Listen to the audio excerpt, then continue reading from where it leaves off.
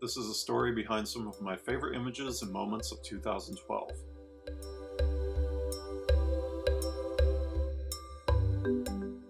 In January, I was invited to go down to Peru on a photography tour, mainly focusing on hummingbirds, and in that regard, it did not disappoint. Throughout the course of the tour, I think we saw at least 45 different species of hummingbirds. Normally not my favorite subject, but the variety was quite stunning.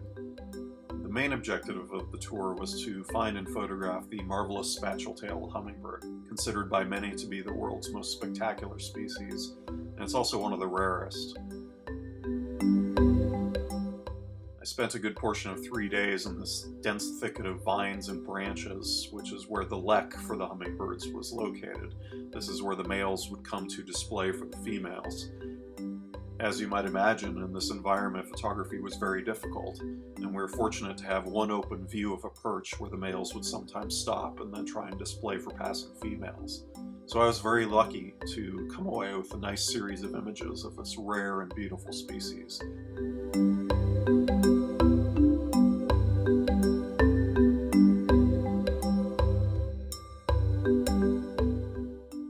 Because I wanted to do more than just bird photography in Peru, I extended the trip and ended up going down to the Amazon for the last week or so. One of my goals there was to finally see giant river otters in the wild, and I wasn't disappointed. We ended up seeing them 3 times during the trip, but what I found was that even though they're initially curious, they're also quite shy, so they would swim away from the boat, or when they popped their heads out, maybe the light wasn't quite right, so it was very difficult to get good photographs. The shot I hoped to get was of an otter periscoping, exposing its unique neck patterns out of the water.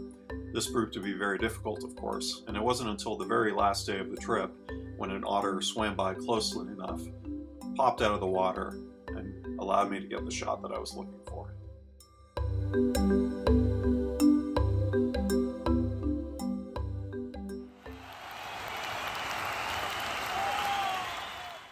In March, I was sent to Asia for an event unlike anything I'd ever attended, the Hong Kong Sevens.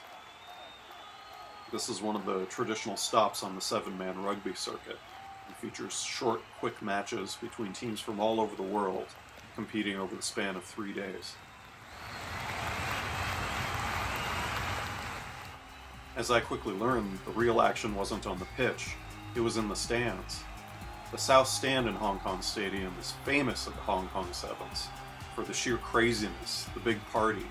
Everyone dresses up in costumes, they're drinking all day long, and this happens over the course of 3 days.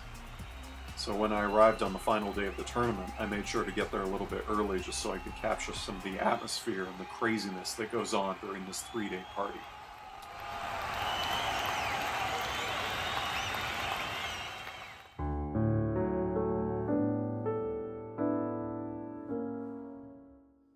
One of many memorable encounters I had during my traditional May trip to Yellowstone featured this black wolf. It walked right out of the hills and onto the road, not far from where we were standing. It was checking out a herd of bison on the other side of the road, and it decided to scope them out for a bit, and then it approached us as close as 10 feet at one point before it skirted behind our cars, and then eventually crossed back over on the other side. The black wolf was soon joined by a gray, which also came out of the hills and crossed the road. Together they scouted out the herd and eventually decided it was too tall a task. Before the wolves departed, they came together. The black wolf displayed submissive behavior, coming in low, tucking its tail, and licking at the mouth of the gray wolf.